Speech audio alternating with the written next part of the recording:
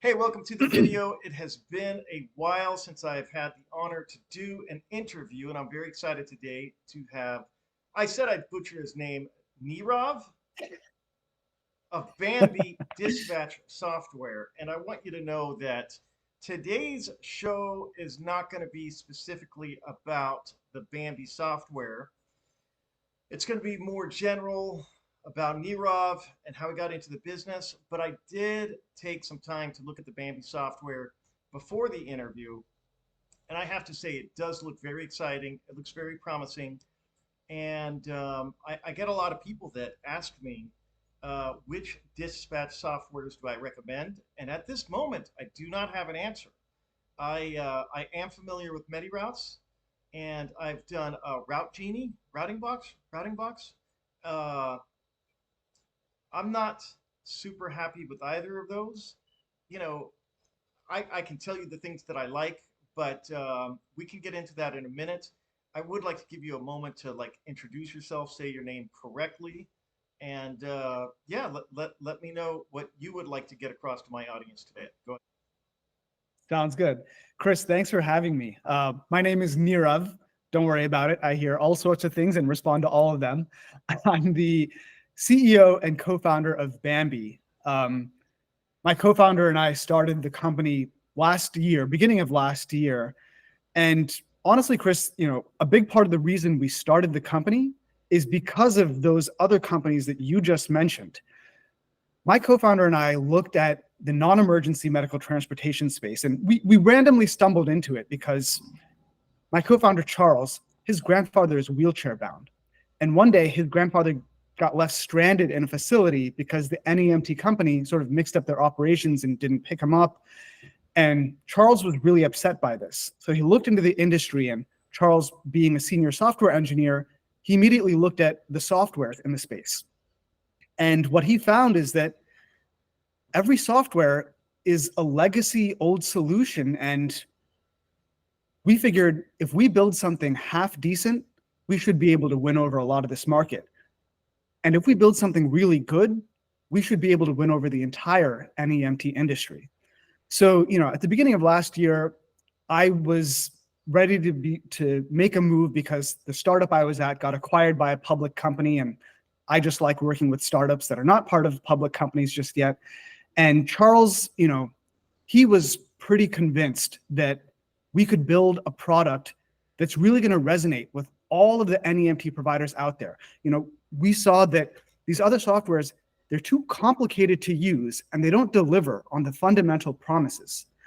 So I was convinced by Charles's vision of dominating this entire NEMT industry, for all of these 20,000 NEMT providers that are out there, the ones that have one vehicle, two vehicles, 20 vehicles, any number of vehicles, we found that they're all asking for the same things.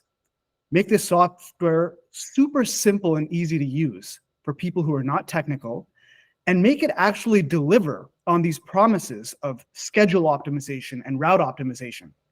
And me and Charles, we're ex-Silicon Valley guys. We come from Silicon Valley startups.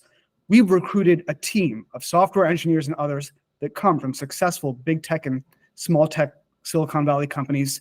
We've gotten investing. At this point, we've built a team of 10 people, all based in the US. All of our software engineers, we don't contract overseas. We have full-time employees. We're growing, and we released our software earlier this year. Our route optimization and schedule optimization actually works. It works super well. Customers love that our software is super simple to use, and we've got testimonials up on social media.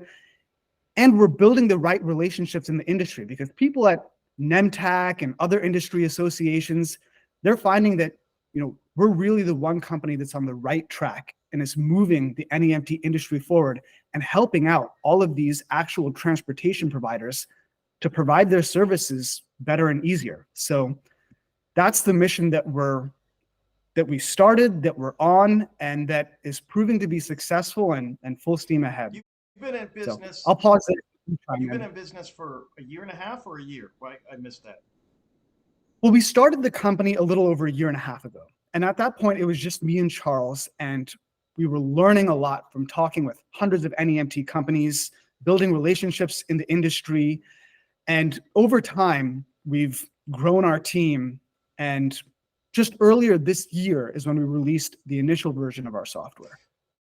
Do you do other softwares, or is your 10 guys only on Bambi? Only on Bambi. And Bambi is specifically designed for NEMT.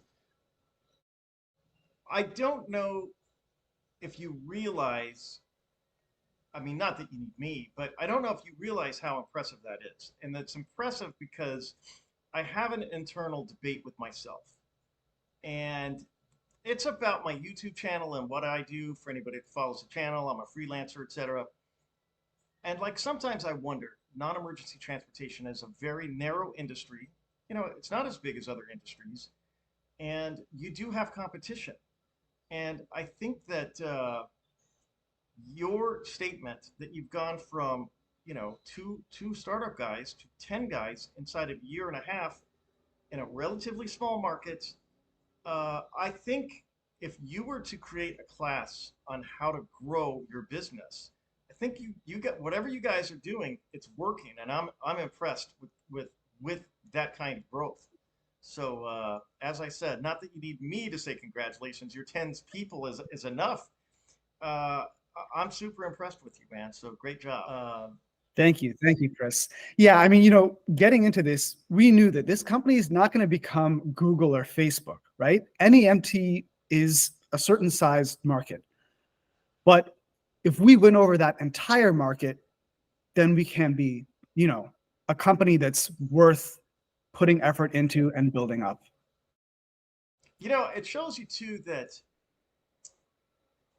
you know, sometimes I think, I think, well, there's just too much competition. So my channel is obviously for the guy that's looking to start off, and he wants to know, you know, if it's worth it. And you got to do your own market research. But I'm always surprised how much opportunity there still is available, even in a crowded market. Um, yeah, so like I said, I'm impressed to see your growth in such a short period of time. And I will say this too, I was impressed with the price of Bambi. I mean, I don't know if you want me revealing that here, but from Please go ahead. We are very open and transparent about our pricing so and about it was everything. Like $69 a month? $69 per vehicle per month, and no other charges for anything. No onboarding charges, no customer support charges. By the way, we offer 24/7 phone support. Everything else is free, just $69 a vehicle a month. That's it. Does your dispatch software do billing as well? Yes. And I know that you guys are bringing on various brokers, etc. I hate I hate the business model of going after Medicare, Medicaid, but I promise you my viewers are going to want to know, how well does it integrate with Medicare, Medicaid? So right now we have customers that use CSV integrations with various brokers throughout the country. And we're also in the process of building out full-on API integrations into all the brokers that anyone would have heard of. Okay, fantastic. And where are you guys based out of? So I live in California. My co-founder lives in New York. Some of our team is in Boston, some is in Ohio, some is in New York. We're a tech company. We're distributed. We're always together on Google Meets and Zooms like this. But physically, we're across the country. This is so just, I'm going to lose my audience. I'm probably one of the only interested. How are you finding your customers? Various means. So like I mentioned, when we started the company 1.5 years ago, one of the first things we started doing is building relationships with people at industry associations, like national ones, like NEMT-Alliance, regional ones, like the California Medical Transport Association. And from there, just developing relationships with NEMT consultants, industry advisors. We've just gotten connected with a lot of NEMT providers throughout the country. So that's one. Number two is just cold outreach. You know, we look for NEMT companies that have any amount of online presence, and we just reach out, share about what is Bambi? What are we doing? Why? How it can improve them. And we get a lot of good response from people when we just cold call and cold message. And, that just sort of has been building on itself. Word of mouth has been spreading. The other week we did another interview with another NEMT, sort of YouTube influencer channel, and word just keeps spreading. So at this point, we're actually getting a decent amount of inbound requests for Bambi. That is fantastic.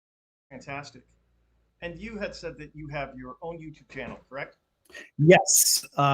I do a podcast called NEMT Expert Talks. It's on YouTube on Bambi's channel, where I interview anyone who has NEMT industry expertise, like yourself, and we'll be doing an episode where I interview you too, Chris. And yeah, that's been getting a decent amount of following. How long have you been doing that? For 2.5 months. Fantastic. I saw the little promo video that you had on your website at Bambi. And yeah, it looks fantastic. And we were talking a little bit earlier about the editor. I'm clearly not an editor. Yeah, I think that you guys have some opportunity there to really help people in a lot of different ways. It seems to me that like whatever you guys touch, it's gold. So yeah, man, that's good. That's good to see.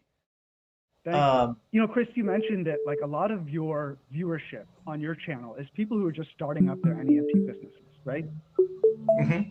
So we're actually proud to say that we have a number of customers who are just with one vehicle right now, and they use Bambi and they love it. We have customers coming to us who are saying, hey, we're not started yet. We're going to be starting our NEMT businesses in the coming weeks or months. And we say, okay, great. We'll meet with you. Anything you want to know beforehand so that, when you start your operations, you're ready to roll with Bambi. We're ready to help you, get on the phone with you even before you start your operations. People who have just a few vehicles, a handful of vehicles, they've just started recently. We help customers at the earliest stages. So yeah, we have our mature customers who, have been around for years. They have 20 plus vehicles, fine. But anyone who's just starting out, come to Bambi. We want you to grow with Bambi, and any amount of phone support they need, even when they have one vehicle, they get it fully. Yeah, man, it sounds like a winner. I can tell you when I started my business, I've started 2 different non-emergency companies, and I certainly did it the wrong way. I did it without software. It also wasn't quite as prevalent, especially for my first business, as it is today. And, you can get down the road a little ways without having software. I mean, it'll take you. But at some point, it's going to catch up. And what catches up is the billing gets behind, things like that. So I would, if it's affordable like yours is, I would recommend, using software with one van. Again, it's a tough thing to say because when you're first starting off, money is everything. I mean, you've got to get the money coming in, and you think, wow, that's just a luxury I can't afford. But yeah, it's going to catch up with you if you don't bill correctly, and also have something that'll help you with the collections part of it. That this business is a wild business because it tends to spiral out of control. At least that was my experience. Where you're starting off, you've got one van, and before you know it, you've got 5 vans, you've got a dispatcher, and then you've got a lot of money that's outstanding. And it always comes back to you for you're the one that has to go back and collect on the money. And yeah, it would help to have started off in the beginning with the software to help manage that. Especially like you're saying, the little bit that I saw in the video was it does the work for you. It does the dispatching for you. Yeah. So I'm telling you, like I would have tests with my dispatchers about if you got a call right now for a wheelchair transport, when is your next available? Like you have to have a mindset that lets okay, our next available spot we can do, or something along those lines where Yeah, like I said, the little bit that I saw, it looks like a pretty impressive program. Uh, So, Chris, on that note, I recently did a testimonial video with a customer of ours in North Carolina, Reliant Transport. They operate with 7 vehicles. And I was talking with the lead dispatcher, and, they were sort of hesitant at first with Bambi because, they've heard promises before, like, oh, this dispatch software and that one, they'll do route optimization or schedule optimization. They were kind of skeptical because nothing had ever worked for them. So we allowed them to use Bambi in tandem with whatever software they're using. And the dispatcher, he would spend a few hours every day building the next day's schedule. And he would click our button, run Bambi run, and see the schedule that Bambi produced, within 1 minute about how our algorithms did it. And then he would compare it to how he manually did it. And for, 2 weeks straight, he saw that Bambi was replicating exactly the schedule that he was meticulously manually building. And then he was like, okay, you know what? Like, I trust Bambi to build the schedule, all of our 7 vehicles, all of our 50 trips, like, I can now rely on Bambi. And sure, afterwards he clicks run Bambi run, he'll make a few adjustments, but he's like, this basically does Right. mostly all the work for me. Very impressive stuff. So, I basically feel like if we don't get some customers coming over there clicking on, I don't know what else to do. So, Chris, it's all really simple in NEMT, or rather it should be. NEMT companies, they need to do 3 things: get trips, do trips, and get paid. And in Bambi, our whole company is about simplicity. We want to make it as stupidly simple as possible to do each one of those 3 things. And yes, we have the schedule optimization and people love that. But even aside from that, like, just doing those 3 things alone, like clicking around in Bambi, it's just so intuitive, like, people don't really need to be trained or this or that. We say we have 24/7 phone support, and we do, and I provide it when I need to, but like, we actually don't get so much of people asking about this or that because it's just so simple and easy to use. And that's the way it should be. And, especially for the people who used to use a different software and now they use Bambi, like, every time I'm on the phone with them, they're just like singing praises to me about how much easier everything is. And, it's not rocket science. It's the basics that Bambi does, but we just focus on doing those basics really well. That's what it is.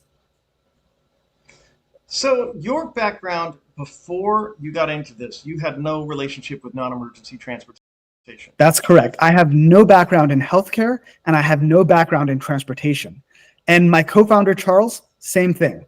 But what we do have a background in is building successful technology startup companies. And Charles and I, we've both been at multiple, Silicon Valley venture-backed startup companies that have grown and become successful. And, the same principles apply here. Listen to the customers out there and build a really solid product that delivers on their needs and just delivers simplicity and makes their lives easier.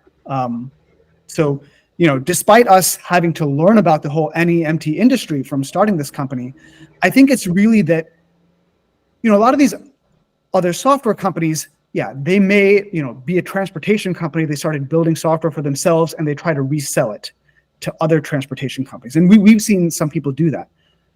We're coming at it from the opposite angle. Like, we don't have industry expertise, but we're technologists and we know how to do that. So we're learning the industry, but we're a tech-first company. I have a question as an, so to speak, an outsider who's looking at non-emergency companies now. What is your advice to startups, people that are tuning into my channel, people that want to know if they should start a non-emergency transportation company or not? You're actually talking with non-emergency companies. Do you have a sense as to why some companies are successful and why others aren't? Yes. The companies that are successful, as they're starting up, they have a really good sense of, here are all of the costs that I'm going to have in running my business. And they do their research beforehand to understand, hey, I'm going to need insurance for my vehicles. What is that going to cost me? I'm going to need to buy vehicles. I'm going to need to hire drivers. I'm going to need to pay for certain, camera equipment in the vehicles. Whatever those costs are, they understand the breakdown of those costs at a granular level. And then they look and say, okay, with all of these costs, the trips that I'm going to start doing, how much revenue is that going to bring in? And when is that line going to cross where my revenue is higher than my cost, right? And I know it sounds like basic stuff, but it can get, pretty easy to get tripped up in NEMT. You think, you're only going to have XYZ costs, but really, there can be a litany of different kind of costs, and you just got to understand that. And I think one of the things that you do, that's really needed in the industry, Chris, is you help people understand, like, hey, if you're going to get trips from a certain source, this is how much, a certain paying source is going to pay you for doing the trips. Like, if you want to get your revenues higher than your costs, which is what the businesses need, you need to get trips from certain sources. Here's how you need to set your rates. Here's the kind of paying sources you need to get into. And then you, Chris, you actually help those NEMT companies get that kind of business. So I think what you're doing is sorely needed. And, one of the things that NEMT companies that are successful is what they do is they have a mindset like yours, and or they find someone like you to help them out, to make sure that they're doing the kind of trips that are bringing in the revenue they need. I lost a client this year. So I do sales and I do dispatching. And I had a client that had used me for dispatching services. And they had 90% of their business, probably more than that, coming from a broker. The broker decided not to re-up and they went out of business. And you came to me with a very similar situation the other day where same thing happened. And again, like for even in this case, mine, when things were going well with this particular client, for CalOptima, if they had a canceled at the door gurney, it was they send 2 drivers and a van and a block of whatever it is, 3 hours to do this gurney transport. So if it's a canceled at the door, I'm asking you, do you have any idea how much their canceled pay is for sending the 2 drivers, the van, and the 3-hour block of window? How much did they earn? Chris, I hope they earn more than 0. They earned $13. And so this is again, it's my channel is really about trying to steer people away. And by the way, this was my client. And they had said to me, well, we'll talk about doing sales down the road. But it just seems to me that like that's not a good deal. That's not what. So yeah, and like I said, I've thought about that, and I don't know that I have a great answer. People do make money doing non-emergency with brokers. I mean, there's a lot of them out there that do it. And like I said, I've already developed sort of my own thoughts as far as what you should do with regards to a successful non-emergency company. But I like I said, I was just curious about what your thoughts were on who was successful and who wasn't, if you were able to kind of, get an idea, which like you did answer. The answer is you got to know the money coming in. So that's what you've noticed. Your successful NEMT clients, they know about the money. They know where the dollars are going. So. But the thing is, Chris, like you can be successful at a certain point, and then all of a sudden, like you're mentioning, an event can hit you. Like, you're getting most of your rides from one broker, and that broker loses its contract or is unable to provide you rides. Then you're scrambling to figure out what to do. And, that just leaves you vulnerable. So yeah, up until that point, you can be successful, but you also have to do preventative measures to make sure that you can weather storms. And I think that, what you preach is really important in making sure that, hey, you're diversified.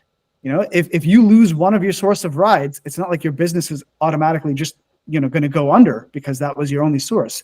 You got to make sure that, if anything happens, and, I had a client, like and I brought them to you, and they were under, a really stable, solid broker. He had 5 vehicles. He was doing really well, but, anything can happen at the end of the day. No matter how big and stable that broker company was, that broker lost his contract. And now, this client is trying to figure out what to do. So it can all seem fine, but you got to take those preventative measures and make sure that, you're getting rides from multiple sources. And I heard I don't know, somebody say that I was on the phone with say that they had heard. So this doesn't come from me, and I would like to give credit to whomever said it, but I don't know who originally said it.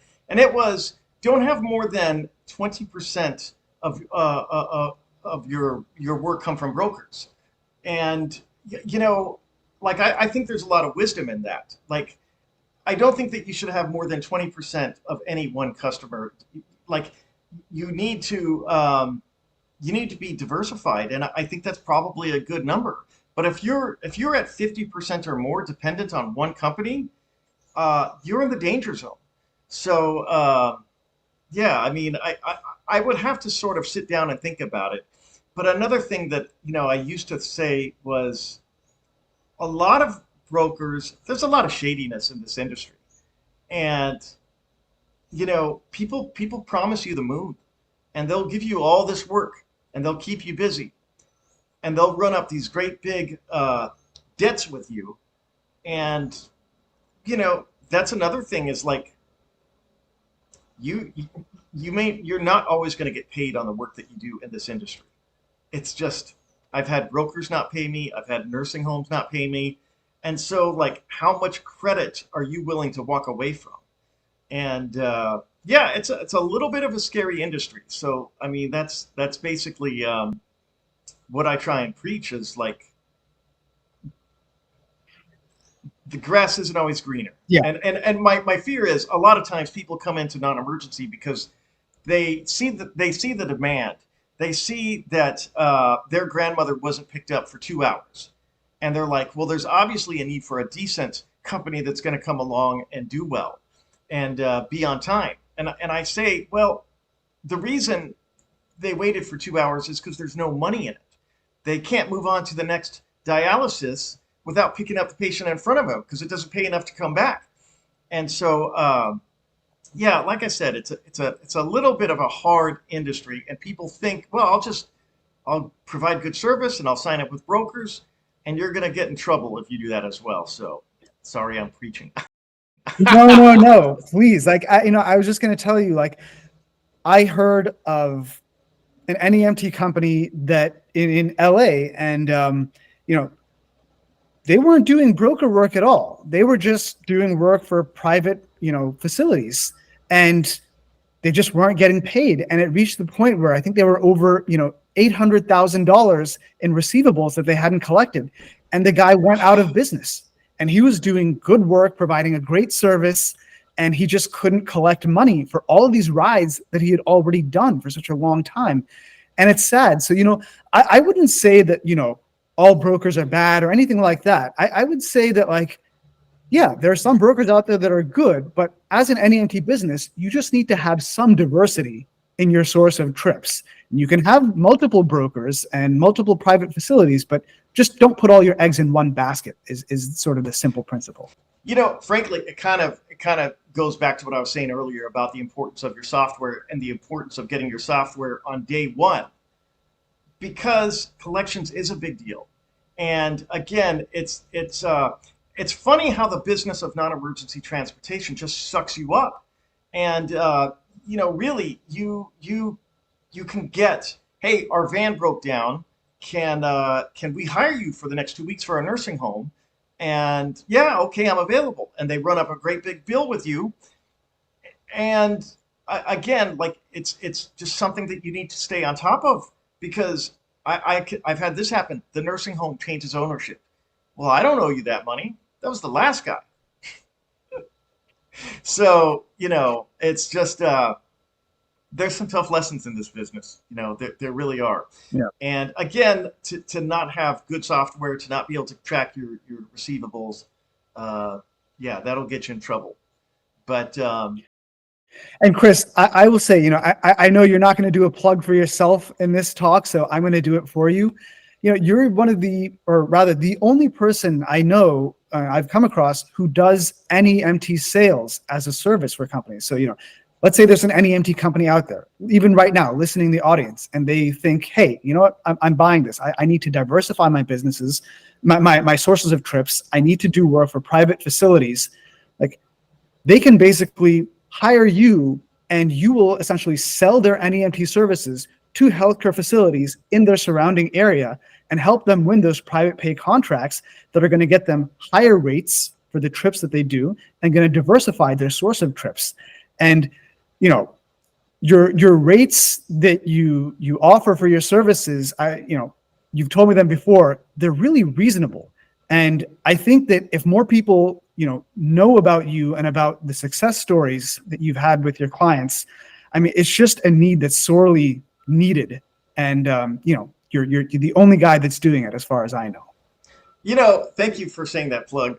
It's funny because I'm a salesman and I'm a terrible salesman when it comes to plugging but I actually thought I would get clients very easily because it's so necessary. And I do the hard part. I do the part of getting past the gatekeeper, doing the not fun, boring stuff, but it's fun for me. And most non-emergency transportation companies, they don't see the value in what I do. And so that's on me. And I need to come up with a better way to show the value in what I do. But for those that do get it, they're always pretty grateful. And and I love it. I love it. So yeah, it's for me, it's effortless. But for people that aren't used to picking up the phone, making sales calls, that's tough. So I do that part of the job for them. Yeah. Well, look, man, I really appreciate it. I don't know. Do you have any final thoughts? Yeah, I would just say to everyone, and I'm just going to do another plug for you here, Chris. A lot of NEMT companies, they lose their source of trips and then it's too late. And then they realize, oh, shoot, I should have diversified. I hope more people realize that they need to take preventative measures and, find someone like you to help them get multiple sources of trips so they can weather these storms. Because when times are good, and everything's easy, it's easy to forget that, you got to keep taking the medicine. But, all of a sudden you lose your source of trips and your business is going under, that's not the best time to start trying to diversify your source of businesses, although that's when you need to do it. I hope people just start realizing that before, a storm comes their way. I think you've offered a lot of hope to people that want to get into this.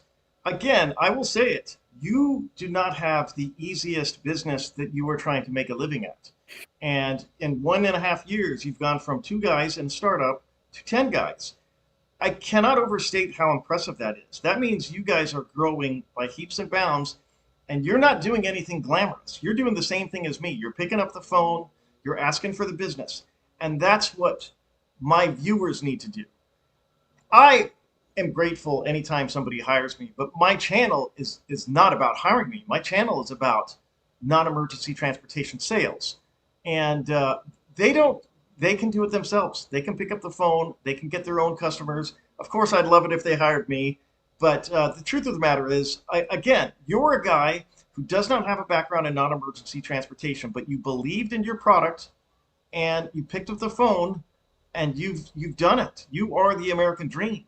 And like I said, you deliver a lot of inspiration to a lot of other people that are thinking about, do I want to do non-emergency transportation? I always say that, like, I think, I think either it's God or the universe, you have an internal compass and it tells you, I need to go in this direction. And if it's telling you to start a non-emergency transportation, I think that you should explore it. And if you want to schedule a call with me, I can walk you through what I would do if you're a startup, but you don't need it. You need, So at any rate, um, why don't you give a plug as to how people find you? HiBambi.com. That's HI as in hi, Bambi.com. You can find our contact form on our website. We have a YouTube channel. We're on social media. We have Instagram, even TikTok now, Facebook, LinkedIn. But the easiest way to get in touch with us is to just go on HIBAMBI.com, reach out on our contact form, and we respond immediately. Alrighty, I'll keep his information in the link below, and hopefully you'll be seeing me on his channel very soon. Yes, you all will. Until next time, drive fast and take chances. Thanks, Chris. Bye-bye.